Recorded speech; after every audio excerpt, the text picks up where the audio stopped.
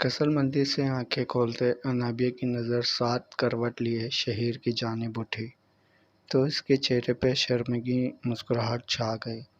شہیر کا اس کے پاس ہونا، اس کے سنگ اپنی زندگی کے اہم لمحات کو جیتا وہ اسے اپنے ہونے کا مان بخش چکا تھا۔ دھیرے سے آگے ہوتی، اس کے ماتھے پہ بکھرے براؤن بالوں کو پیچھے کرتی، اس کے ماتھے پہ محبت کی مہر ثبت کی۔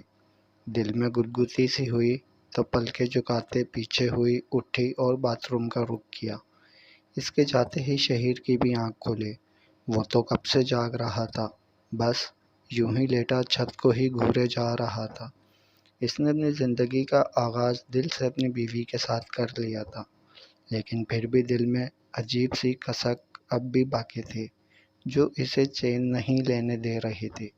وہ اندر ہی اندر پھر سے ماں باپ کے کیے پہ کرب میں مبتلا ہونے لگا کہ تبھی انابیہ فریش ہوتی کمرے میں آئی۔ اس کا دھیان شہیر کی طرف نہ تھا، ورنہ ضرور ٹھٹکتی۔ بنا اس طرف دیکھے وہ آئینے کے سامنے کھڑی اپنے بال سکھانے لگی کہ شہیر اس کی دودھیا گردن کو دیکھتے بے اختیار ہوتا اس کی جانب بڑھا اور اسے پیچھے سے اپنے حصار میں لے لیا۔ شہیر کے اچانک پاس آنے پر انابیہ کی نظریں آئینے میں اس خوبصورت مرد پہ اٹھیں جو نہ صرف خود خوبرو تھا بلکہ اس کا دل بھی بہت خوبصورت تھا، اور جو صرف اس کا تھا۔ لبوں پہ مسکراہٹ نے گھیرا کیا جو شہیر سے چھپا نہ رہ سکا۔ انابیہ کے چہرے پہ اپنی قربت کے شوخ رنگوں کو دیکھتے وہ دل سے مسرور ہوا تھا۔ گولڈ چین اس کی سراہی دار گردن میں پہناتے ایک پیار بھرا لمس اس کے کاندھے پہ چھوڑتا اسے اپنی طرف موڑا۔ ایسے ہی ہمیشہ مسکراتی رہنا، اس کے ماتھے پہ پیار بھرا بوسہ دیتا پیچھے ہٹا۔ آپ اپ سیٹ لگ رہے ہیں، سب ٹھیک ہے نا؟ انابیہ کو اس کے اندر خالی پن سا لگا۔ نہیں، کچھ نہیں۔ پیار سے اس کے گال پہ ہاتھ رکھا اور مسکراتا باتھ روم میں گھس گیا۔ ٹھنڈے پانی کے نیچے کھڑا ہوتا وہ شاور لیتا، اپنے آنسو بھی ضبط کر رہا تھا۔ وہ جانتا تھا بات ابھی ختم نہیں ہوئی بلکہ اب تو شروع ہوئی تھی۔ اس سب میں وہ انابیہ کو کوئی نقصان نہیں پہنچانا چاہتا تھا، اس کی حفاظت کرنا چاہتا تھا اور دل سے عہد کر چکا تھا کہ وہ انابیہ کو نہیں چھوڑے گا۔ کہاں جا رہی ہو؟ آفتاب نے کنول کو باہر جاتا دیکھ کے ٹوکتے پوچھا۔ باہر اور کہاں؟ نہیں، تم آج روم میں ہی رہو، جو چاہیے ہوا نیلی پہنچا دے گی روم میں، سپاٹ انداز میں کہتا خود باہر جانے لگا کہ کنول نے سامنے آتے راستہ روک لیا۔ آپ مجھے اب کمرے میں قید کریں گے؟ تو یہ اب زیادہ ہو رہا ہے۔ آپ کی بہن کا گھر بچ گیا نا؟ کر لیا نا آپ نے مجھ سے نکاح، اب اور کیا چاہتے ہیں؟ مجھے قید کیوں کر کے رکھا ہوا ہے؟ کنول آپے سے باہر ہونے لگی۔ چلاؤ مت، آفتاب نے قریب ہوتے گھراتے ہوئے کہا تو کنول نے دانت کچکچائے۔ مجھے باہر جانا ہے، کہتے کنول نے غصے سے دروازے کی طرف قدم بڑھائے تو آفتاب نے اسے بازو سے پکڑ کے اپنی طرف کیا۔ ایک بار کی کہی بات سمجھ نہیں آتی؟ یہیں رہو گے تم، ایک سیکنڈ کا بھروسہ نہیں کر سکتا تم پہ۔ بازو سے پکڑ کے پیٹ کی جانب پٹکا جس سے کنول نے مزید پیچ و تاب کھائے۔ ابھی مزید کچھ کہتا کہ باہر سے شور کی آواز سنتا وہ لب بھینچتا باہر جانے لگا کہ واپس پلٹا۔ میں روم کو لاک نہیں لگا رہا کنول، لیکن میری بات یاد رکھنا، باہر موجود لوگوں میں سے کسی کے سامنے بھی آنے کی غلطی مت کرنا، بھول کے بھی، ورنہ بہت پچھتاؤ گی۔ گھراتے ہوئے انگلی اٹھا کے وارن کرتا وہ اسے چپ کرا گیا۔ کنول نے آنکھیں موندی اور موبائل پہ سیم آن کرتی کیکے سے بات کرنے لگی۔ تمہیں اب یہاں ہونا چاہیے تھا، اب وقت آ گیا ہے کہ دشمنوں کو ان کے کیے کی سزا ملے۔ بہت جیلی انہوں نے آزادی کی زندگی، اب بس۔ ابھی وہ بات کر ہی رہی تھی کہ باہر سے آوازیں سنائی دی۔ کال بند کرتی وہ اٹھی تھی اور دروازہ کھولتے باہر نکلی۔ کہاں ہے میرا بیٹا؟ آفتاب، مجھے میرا بیٹا واپس چاہیے۔ خانم کی ساری رات کانٹوں پہ گزری تھی اور جب برداشت سے باہر ہوا تو آفتاب کے گھر پہنچ گئی، شور مچاتی پولیس کے ساتھ۔ پہلی بات، آواز نیچے رکھ کے بات کریں، یہ آپ کا خان ولا نہیں، آفتاب مینشن ہے۔ اور دوسری بات، وہ نیچے اتر آیا تھا اور آمنے سامنے کھڑا ہوتا، ماتھے پہ بل ڈالے سامنے والے کی آنکھوں میں دیکھتا بولا، آپ کا بیٹا دودھ پیتا بچہ ہے جسے میں کڈنیپ کر کے لے آیا ہوں۔ آفتاب نے انہی کے لہجے میں جواب دیا۔ ڈی جے اور شامی بھی باہر نکل آئے۔ ڈی جے نے خانم اور ارباز کے ساتھ پولیس دیکھی تو نفی میں سر ہلایا۔ انسپکٹر صاحب، اس نے ہمارے بیٹے کا استعمال کیا ہے اور ہمارے خلاف کیا ہے۔ یہ دشمن بن چکا ہے ہمارے خاندان کا۔ آپ اسے اریسٹ کریں، یہ خود بتائے گا ہمارا بیٹا کہاں ہے۔ ارباز خان نے نفرت سے کہا، میں یہاں ہوں۔ اوپر گرل میں کھڑا سب تماشا دیکھتا بالآخر شہیر خانزادہ کا ضبط جواب دے گیا۔ انابیہ حیرت کی مورت کھڑی شہیر کے اسپاٹ چہرے کو دیکھتی اسی کے ساتھ قدم سے قدم ملاتی سیڑھیاں اترتے نیچے آئی۔ کس نے کس کو ورگلایا ہے؟ بتائیں مجھے، یہ کھڑا ہوں میں۔ سینے پہ ہاتھ باندھے بہت مطمئن انداز میں باپ کے دو بدو ہوا۔ چھوٹے خان، خانم نے پیار سے پکارا۔ شہیر خانزادہ، مجھے میرے نام سے پکاریں۔ شہیر نے تصحیح کی۔ بیٹا، ہم آپ کو لینے آئے ہیں، چلیں ہمارے ساتھ۔ خانم نے شہیر کا ہاتھ تھاما اور آگے بڑھی، لیکن شہیر اپنی جگہ سے ذرا نہ ہلا۔ خانم نے پلٹ کے شہیر کو دیکھا۔ شہیر نے دھیرے سے ان کا ہاتھ اپنے بازو سے پیچھے کر دیا۔ میں نہیں آ سکتا، آپ جائیں یہاں سے، بنا ان کی طرف دیکھے کہا، لیکن لہجہ مضبوط تھا۔ بیٹا، ماں باپ کو اتنی بڑی سزا دو گے؟ اب آ تو گئے ہیں خود چل کے، اور کیا چاہتے ہو؟ خانم نے روندے لہجے میں کہا۔ تو آپ چاہتے ہیں میں اپنی بیوی کو چھوڑ کے آپ کے ساتھ چلوں؟ شہیر نے سپاٹ انداز میں پوچھا۔ تو خانم نے ایک نظر شہیر کے پہلو میں کھڑی نکھرے نکھرے وجود کے ساتھ انابیہ کو دیکھا۔ انابیہ کو بھی لے چلو، نہیں روکتی میں، لیکن آپ کی ماں نہیں رہ سکتی آپ کے بنا۔ بہت بے بسی کا عالم تھا۔ تو آپ کو کیا لگتا ہے جہاں میری بیوی کی عزت نہ ہوگی، اس کی جان کو خطرہ ہوگا، وہاں میں انابیہ کو لے کے آؤں گا اور آ کے وہاں رہوں گا؟ ہرگز نہیں۔ آپ پلیز چلے جائیں یہاں سے اور ختم کر دیں یہ تماشا آپ۔ شہیر نے منہ پھیر لیا، لیکن کس کرب سے گزر کے وہ یہ سب کر رہا تھا یہ وہی جانتا تھا۔ انابیہ نے ایک نظر شہیر کو دیکھا۔ اسے شہیر ٹوٹا ہوا لگا۔ وہ پرسوچ انداز میں اسے دیکھنے لگی۔ پلیز بیٹا، مان جاؤ، اپنی ماں کو معاف کر دو، ایک موقع دے دو، میرا دل آپ کے دور جانے کے غم سے پھٹ جائے گا۔ خانم منت سماجت پہ اتر آئی۔ ڈی جے نے اس کو گرگٹ کی طرح رنگ بدلتے بہت دفعہ دیکھا تھا، لیکن شہیر تو بیٹا تھا، ماں کو کیسے گڑ گڑاتا دیکھ سکتا تھا۔ آنکھیں بند کر کے وہاں سے پلٹ کے اندر جانا چاہا کہ انابیہ نے ہاتھ تھام کے روک لیا۔ شہیر نے رخ موڑ کے انابیہ کو حیرت سے دیکھا، جبکہ وہ سامنے دیکھ رہی تھی۔ پورے لاؤنج میں سناٹا چھا گیا۔ آنٹی، میں نے شہیر سے بہت پیار کیا ہے، اور میں یہ بھی جانتی ہوں آپ شہیر کی ماں ہیں، اور آپ کے پیار کے سامنے میرا پیار کچھ بھی نہیں۔ کہتے ہوئے انابیہ کی آنکھیں نم ہو گئیں۔ ڈی جے کو ایک دم سے کچھ غلط ہونے کا احساس ہوا۔ انہیں انابیہ کی باتوں سے کچھ بھی صحیح نہ لگا، اور میں نہیں چاہتی کہ میری وجہ سے شہیر آپ سے الگ ہو جائیں۔ کہتے ہوئے ایک مان سے بت بنے اپنے شوہر کو دیکھا۔ وہاں موجود ہر شخص ہی حیرت سے انابیہ کو دیکھ رہا تھا۔ مجھے نہیں پتا میرا فیصلہ درست ہے یا غلط۔ انابیہ کو وہاں موجود سب کے دماغوں میں بننے والے سوال کا بھی اندازہ تھا، اس لیے سر جھکاتے مزید بولی، لیکن شہیر اپنی مما کے ساتھ واپس جائیں گے۔ پورے یقین سے کہتے شہیر کو آنکھوں ہی آنکھوں میں اپنی حامی کا یقین دلایا۔ شہیر نے حیرت سے اسے دیکھا۔ انابیہ، ڈی جے نے غصے سے پکارا، جبکہ خانم جو دل ہی دل میں خوش ہو رہی تھی، ڈی جے کی پکار پہ پہلو بدلا۔ ڈی جے آگے بڑھی۔ مجھے نہیں پتا تھا تم اتنی بے وقوف ہوگی۔ کوئی دو آنسو کیا بہائے گا، تم اس کی باتوں میں آ جاؤ گی۔ دیجے نے بنا کسی لحاظ کے انابیہ کو جہاڑ کے رکھ دیا، جبکہ انابیہ سر جھکائے خاموش رہی۔ خان، یہ تو بیوقوف ہے، کچھ نہیں سمجھتی، آپ سوچ سمجھ کے فیصلہ لیجئے گا۔ شہیر نے ایک نظر انابیہ کو دیکھا جو مضبوطی سے شہیر کا ہاتھ تھامے کھڑی تھی، دوسری نظر دیجے پہ ڈالی اور ان کے پیچھے کھڑی اپنی ماں پہ۔ سب کی نظریں شہیر پہ تھیں کہ وہ کیا فیصلہ کرتا ہے۔ خان ولا میری دیجے کے بنا ادھورا ہے، ان کے بنا تو میں کبھی بھی خان ولا نہ جاؤں، پرعزم انداز میں کہتا وہ سب کو حیران کر گیا۔ دیجے تو گنگ رہ گئی۔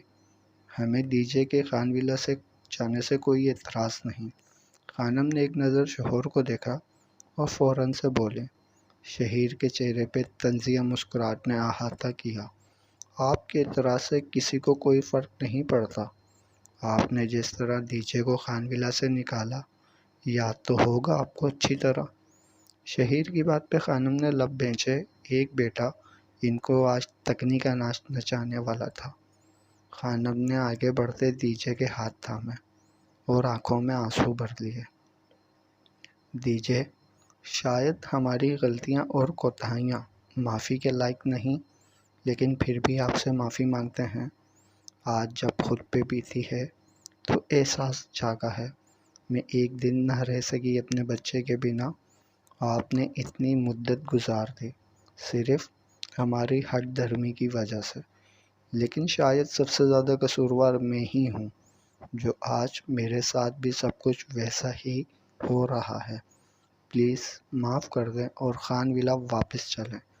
خانم نے روتے ہوئے درد بھرے لہجے میں کہا۔ دیجے نے خاموشی سے اپنے ہاتھ چھڑا لیے۔ کس بات کی معافی مانگو گی خانم؟ دیجے ان سے دور ہوئی۔ سب کچھ معاف کر دوں تمہیں، لیکن مریم کے ساتھ کی ہوئی زیادتی کیسے معاف کروں؟ سخت لہجے میں کہتے وہ جھٹکے سے پلٹی، جبکہ اوپر ہی ایک طرف دیوار کے ساتھ لگی ان کی باتیں سنتی کنول کی آنکھیں اپنی ماں کے نام پہ بھیگتی تھیں۔ اس کے ساتھ جو خان ولا میں ظلم ہوا، اس کا خمیازہ کون بھگتے گا خانم؟ تم نے صرف مریم پہ نہیں، اس ایک ماں کی بچی سے نہ صرف چھت چھینی بلکہ باپ کا سایہ بھی چھین لیا۔ دیجے کے الفاظ خانم کے دل کے پار ہوئے۔ نہ جانے کہاں ہوں گے وہ ماں بیٹی، کتنا ظلم کیا تم نے خانم۔ دیجے کی آنکھیں بھر آئیں۔ اب اس ظلم کے حساب کا وقت آ چکا ہے دیجے، اب ہوگا حساب، ہوگا سب سے، ایک ایک سے گن گن کے۔ کنول نے اپنے گال پہ آئے آنسوؤں کو سختی سے رگڑا اور دل ہی دل میں سوچتے اپنے کمرے کی جانب بڑھ گئی۔ دیجے، اللہ نے چاہا تو وہ بھی صحیح سلامت ہوں گے۔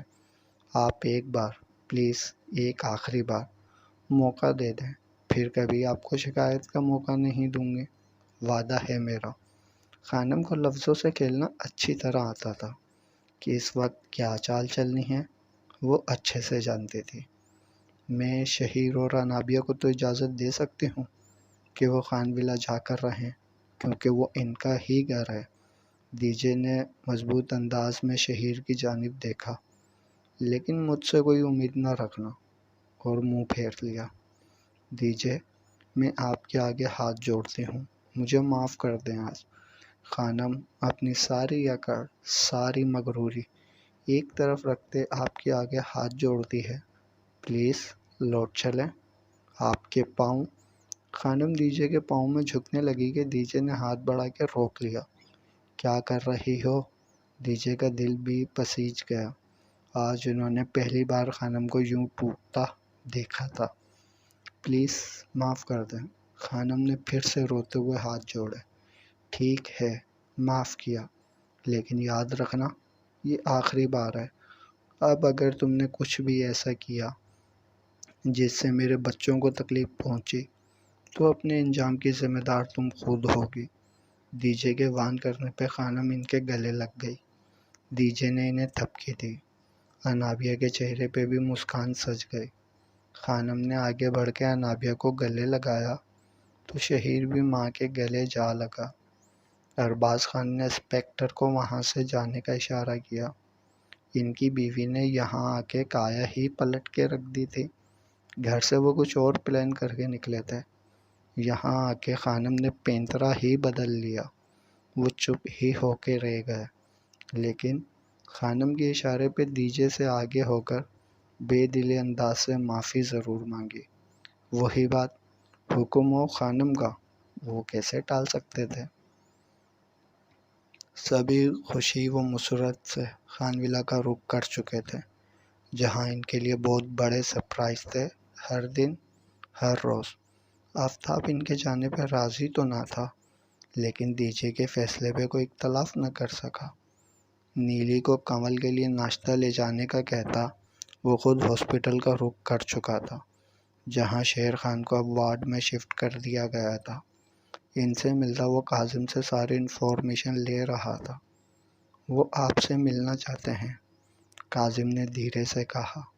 جانتا ہوں، لیکن ابھی ضرورت نہیں۔ کاظم، ان کا خیال رکھنا، تمہارے بھروسے چھوڑے جا رہا ہوں۔ مجھے اب ان کی کسی بھی آدمی پہ بھروسہ نہیں رہا۔ بنا سیکیورٹی کے یہ کبھی نہیں نکلے، اور اس دن حیرت ہے۔ خیر، مجھے سب کچھ معلوم کر کے دو۔ اور ان دونوں کا کیا ہوا؟ ان ملازموں کا پوچھا جنہوں نے شہیر اور انابیہ کو مارنے کی پلاننگ کی تھی۔ وہ تو قید میں ہی ہیں۔ کاظم کے ماتھے پہ بل پڑے۔ مجھے تو لگتا ہے وہ بھی جھوٹ بول رہے ہیں، یہ بات انکل کو پھنسایا جا رہا ہے۔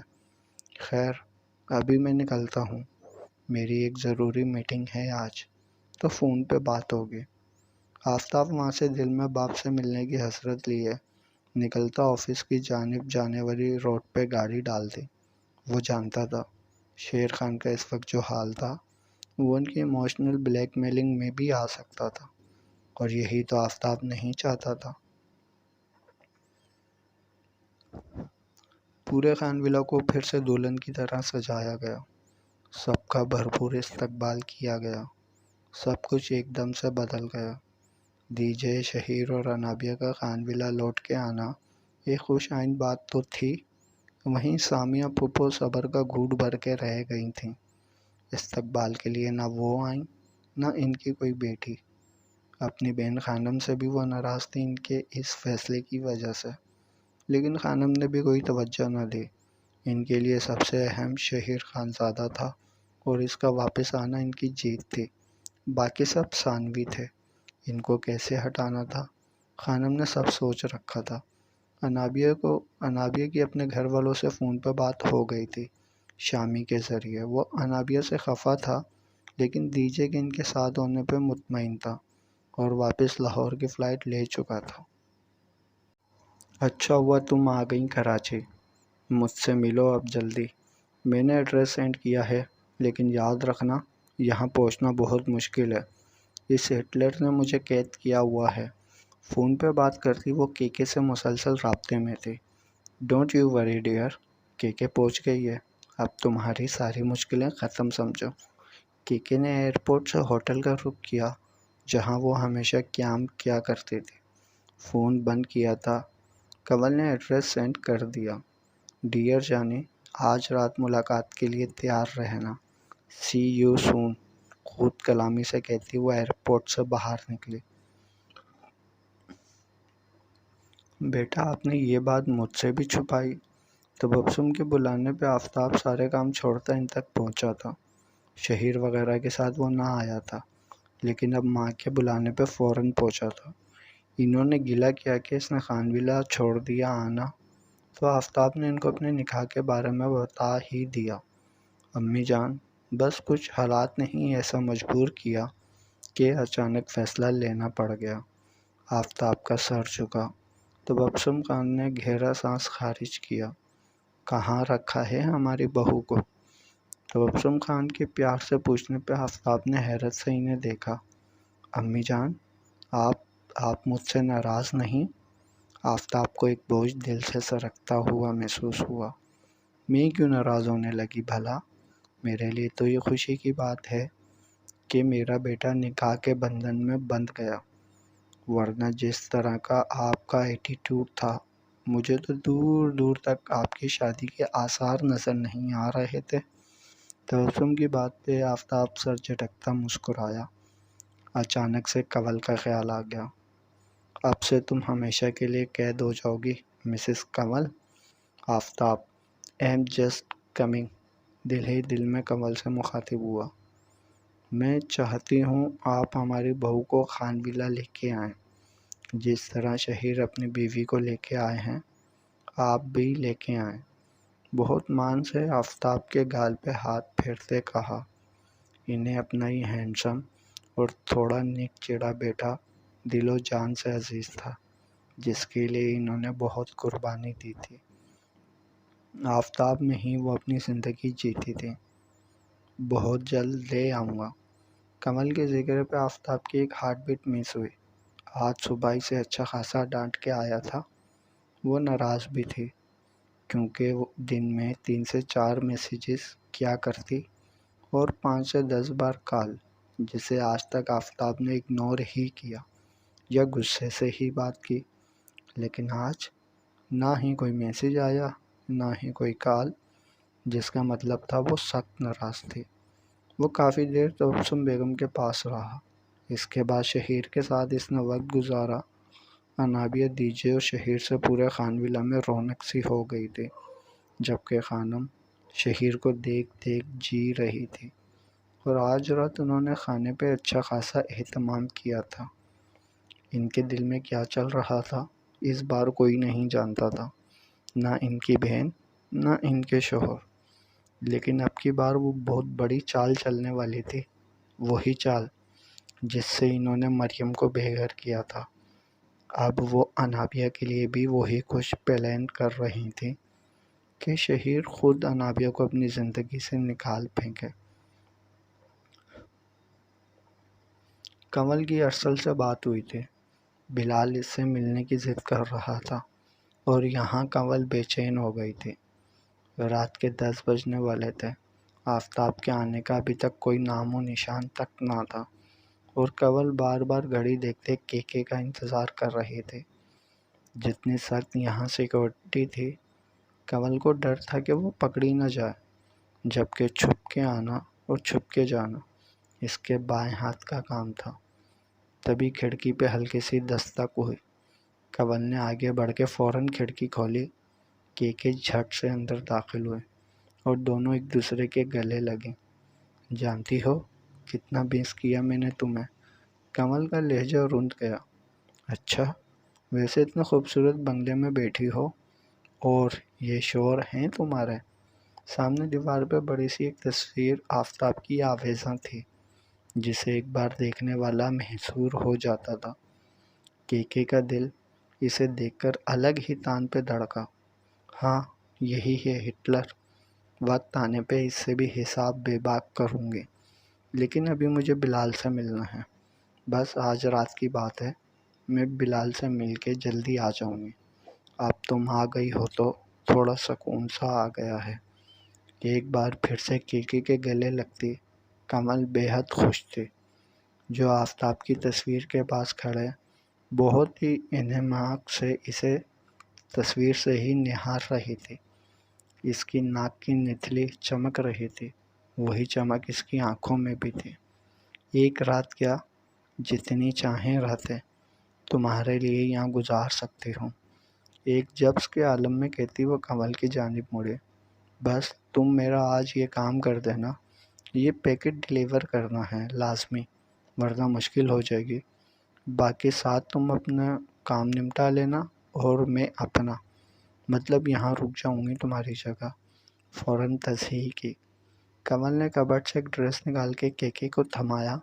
بس یہ پہن کے سو جاؤ، وہ ہٹلر جب سوتا دیکھے گا تو کچھ نہیں بولے گا۔ میں اب چلتی ہوں، اپنا خیال رکھنا۔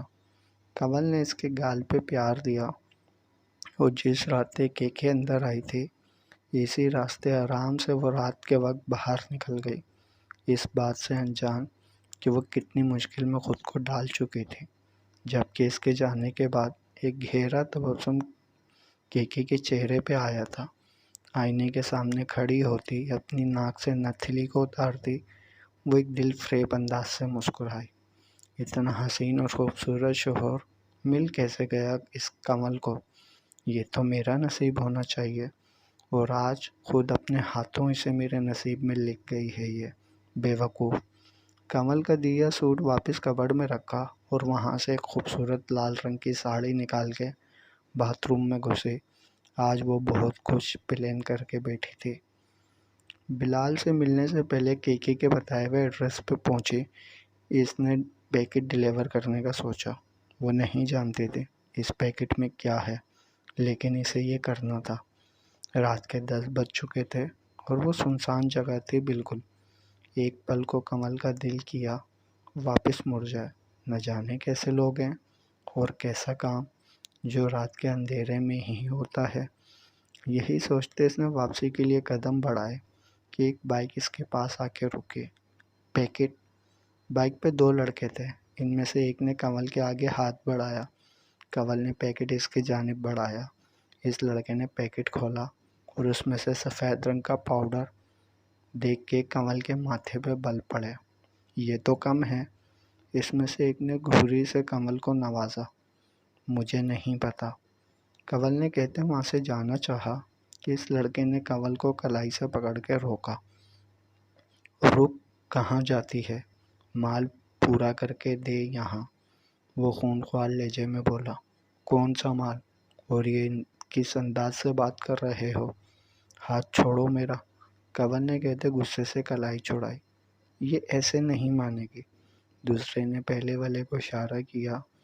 کمل ان کے چہروں کے زاویے اور باتوں سے اندازہ لگا چکے تھے کہ وہ غلط لوگوں میں پھنس گئی ہے۔ فوراً کندھے پہ بیگ ڈالا۔ بیگ سنبھالتے وہاں سے بھاگنے لگی کہ ایک لڑکے نے اس پاؤڈر کو اس کی ناک پہ چھوڑا۔ کمل کا سارا دماغ گھوم گیا۔ اسے بری طرح چکر آیا۔ آنکھیں موند کے اس نے دوبارہ کھولی۔ اسے ساری دنیا گھومتی نظر آئی۔ سر دائیں سے بائیں جھٹکتی وہ اپنے دماغ کو ٹھکانے رکھتی وہاں سے اندھا دھند بھاگی۔ وہ لڑکے بھی اس کے پیچھے لپکے۔ وہ گلی سے نکلتی جیسے ہی سڑک پہ آئی، انہوں نے کمل کو دبوچ لیا۔ پاس سے گزرتی گاڑی جھٹکے سے رکی۔